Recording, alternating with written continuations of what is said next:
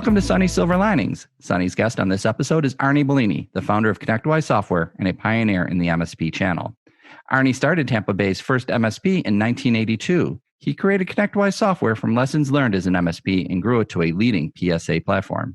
Today, Arnie is the managing partner at Bellini Capital, where he is accelerating cybersecurity knowledge and research with over $1 million in grants, including $250,000 to start CompTIA's information sharing and analysis organization.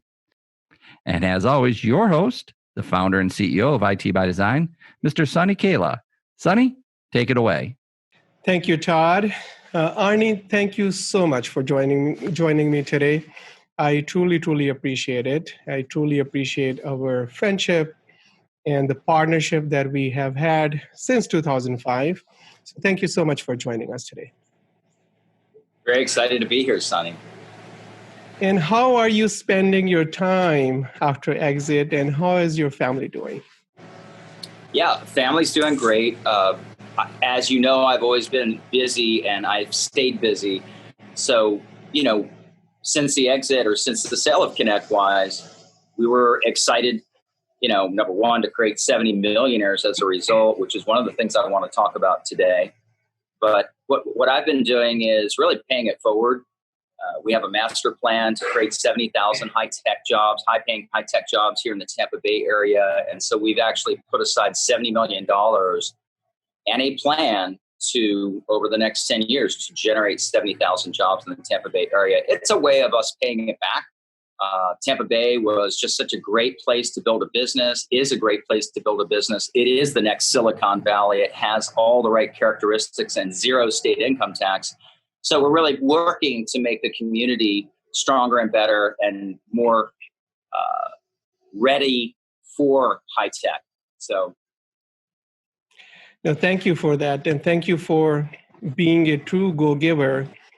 Yeah, and the other side of it, and the thing that is an easy way to create value, is to create communities. And so I recognized there was no real community in our space. And I said, wow, that's a major opportunity to create value and success in the channel for managed service providers, because they can learn so much from each other. And that's what IT Nation has always been about, a venue that is completely open. At this point, all competitors are welcome. It's really been handed back to the partners, right? The partners are dictating what happens at IT Nation now.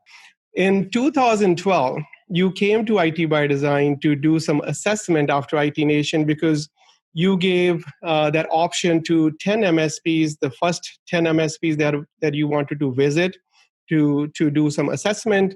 And I was the lucky one to get the first one. And you spent 2 days with me there. And then we spent some really good quality time in India in 2018. If I remember correctly, it was around March 2018, when you took off running and got lost.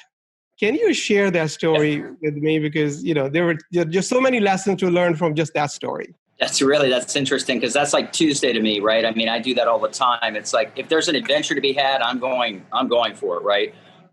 And so we were in Jaipur, India, and it just looked like such a different place, right? I mean, I wanted to see it, and I wanted to see it on foot. So I said, well, I'm going to start running. And I did. I didn't know where I was going.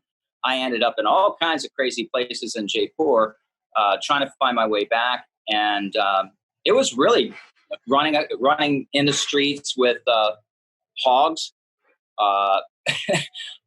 running, down dusty roads through, disadvantaged places, seeing how the people live. It was all very interesting, but I couldn't find my way back, and I got lost. And so it turned out that there was just this great, gentleman who on a moped said, hey, he could see I was lost. And he just said, hey, sit on my moped. And he took me back to the hotel. But that was like Tuesday for me. So I don't know. I guess you're saying entrepreneurs do that. But that's, I think, built into our DNA.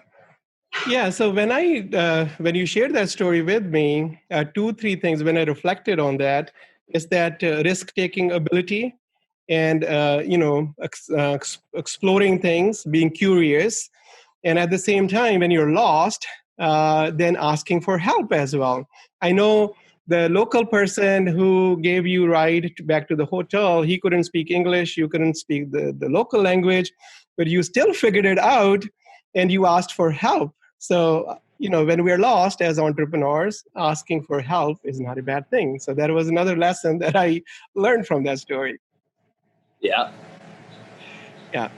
So let's get into now our master question. And the master question that I have for you is, what MSP owners should be focusing on today to continue to grow with profitability in the new norm? Yeah, that's a great question. There's a lot of answers to that. I will give you my answer. My answer is, from what I see, and let's just be honest, the entire world has taken a hit economically, the entire world. In fact, the estimate is somewhere like a $22 trillion hole in the economy. Someone's going to have to fill that hole up, and it gets filled lots of different ways. But the bottom line is, we've got a hole. So will that create a recession? Will that create inflation? Will that cause a lot of small businesses to go out of business? Those are all questions that nobody can really answer. I'll give you my answer, though. My answer is keep on keeping on. In fact, be aggressive and move forward, because the world has just come into your hands. In other words, the whole world has to go digital now. The whole world, whether they liked it or not. Every customer, whether they liked it or not. Every customer, whether they can stay in business or not, is still going to have to go digital. So if you're approaching your business the right way, there's lots of opportunities.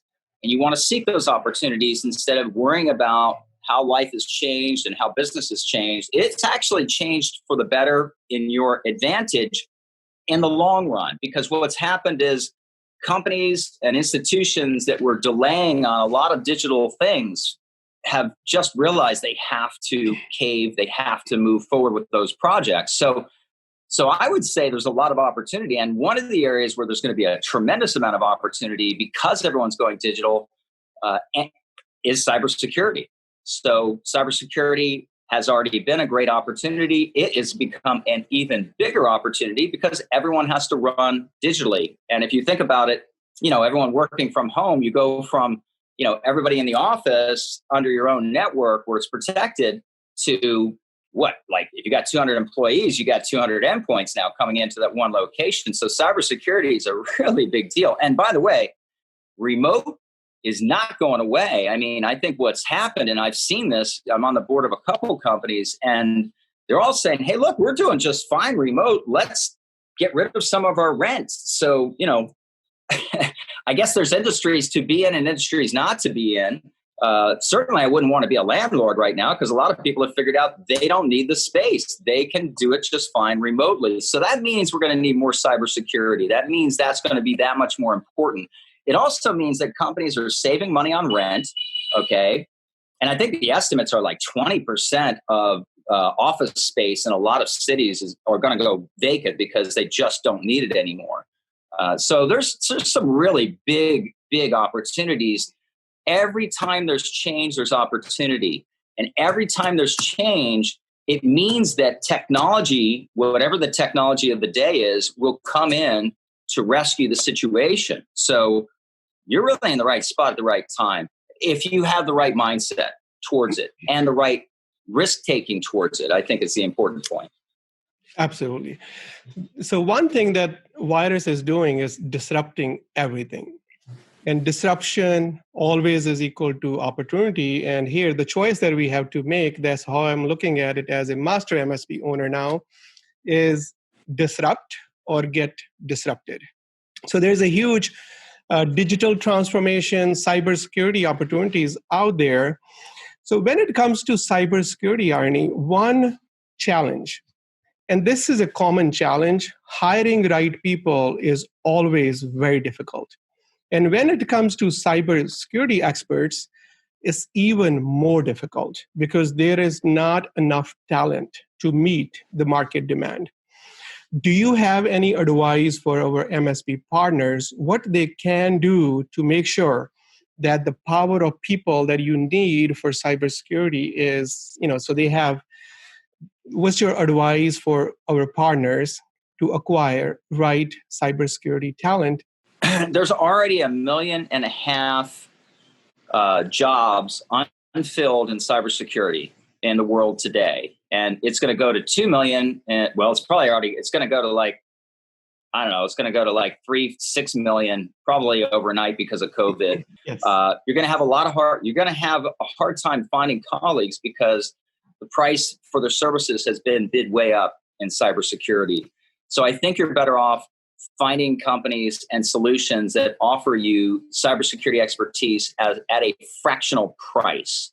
I think there's a lot of cybersecurity solutions that are starting to become available that you can buy on a fractional basis and don't have to create that under your roof. If you're big enough, sure. If you're a 200-person company, then I guess I would be investing in my own cybersecurity talent.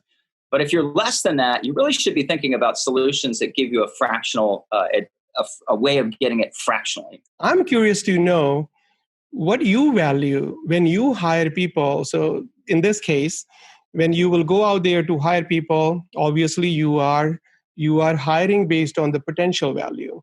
What are the attributes you look for to make sure that you're hiring right people for your organization? I guess the answer is 3 words: humble, hungry, smart. I'm always looking for the same thing. I want people who have their ego in check, that are humble, that are team players, right? That are just great team players. You can tell that from a person pretty quickly. I want to see someone who's hungry. I mean, in other words, they have passion. They have a desire to make a difference in the world and or in their career. They're very into it. They're not just collecting a paycheck. So they've got to be hungry. And then smart. I mean, obviously, we're all looking for smart people. There's ways to test that. But you want to have people that are, and when I say smart, it doesn't mean just IQ smart. It also means EQ smart or emotional quotient. You want people who can get along with others, because at the end of the day, the real dynamic in any organization, managed service provider, donut manufacturer, it's always about the team of people that you put together and the chemistry that they have. That's what makes it fun. That's what makes it profitable. That's what makes it really go. You've got to be good at that. You've got to create that culture, that environment inside your company. And it starts with getting the right people in there. So it starts with, in my opinion, humble, hungry, and smart. And by the way, there's a great book for that called The Ideal Team Player. That's what I'm looking for. And that would be the book I would read.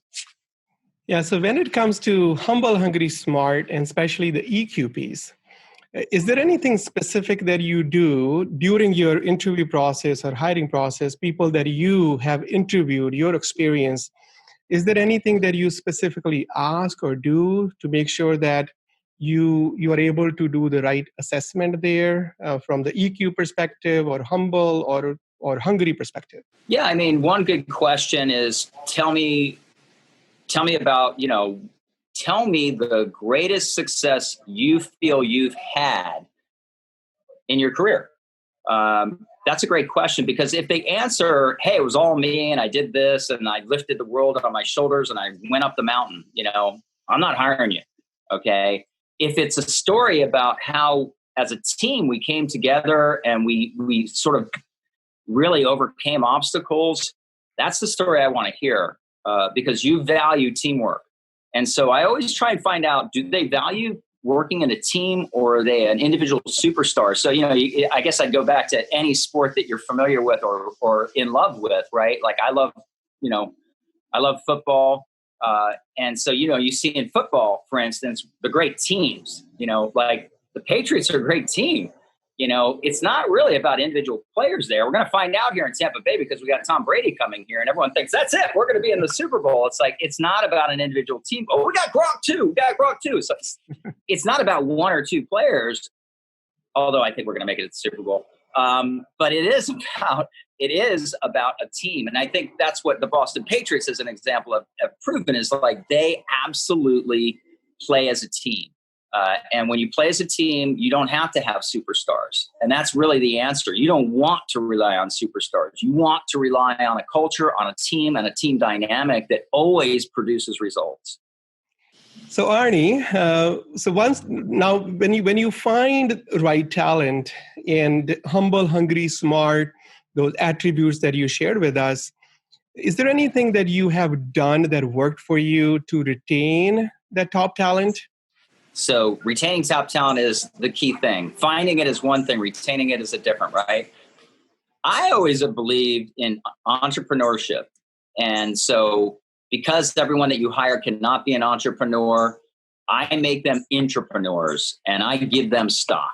So anybody that comes on board at ConnectWise knows that they're going to get stock and they have the option of getting stock. They have the potential of getting stock. So, when you make someone an owner, it just changes the way they approach the business. It changes the way that they walk through the doors in the morning.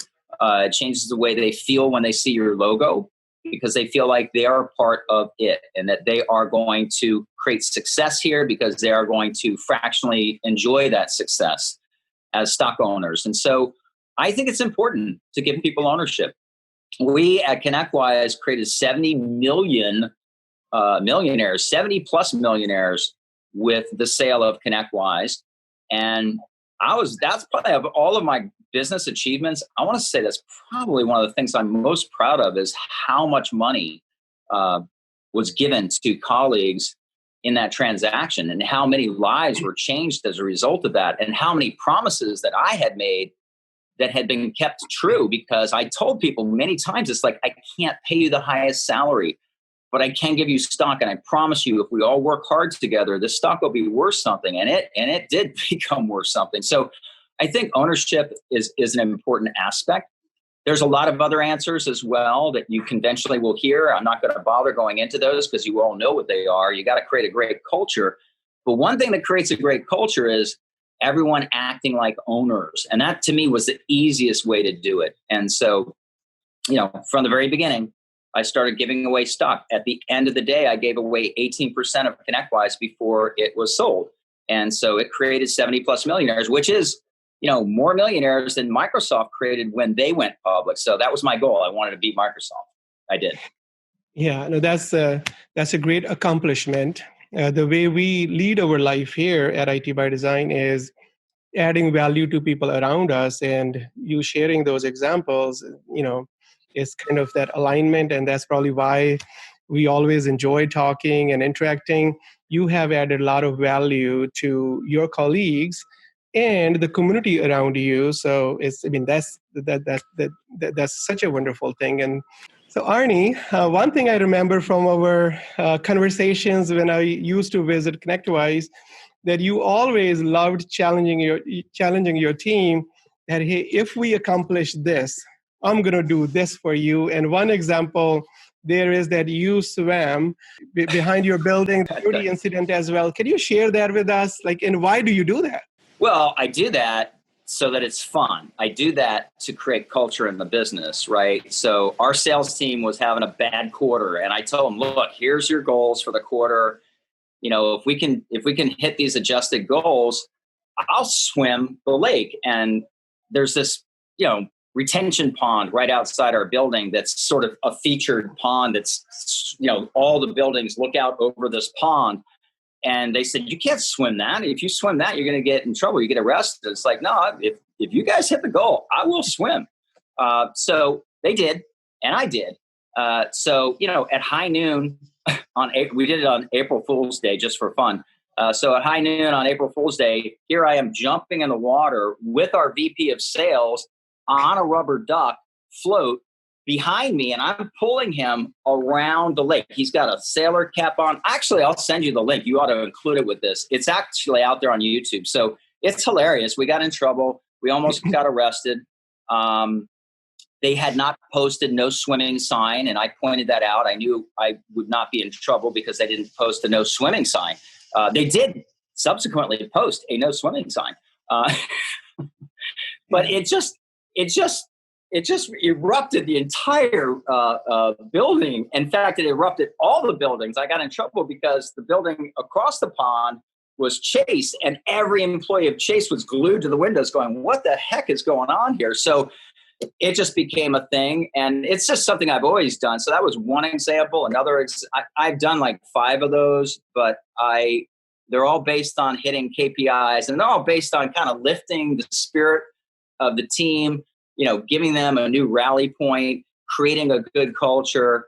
I think at the end of the day, that's what a great business always has, is a great culture. So you've got to work it. As a CEO, you've got to work it, right? That's my way of working it. So Arnie, if there's one thing from your entrepreneurial journey, something that you did and you want our MSP partners to consider, our MSP entrepreneurs to consider, what is that one thing? Take a little bit more risk than the average person.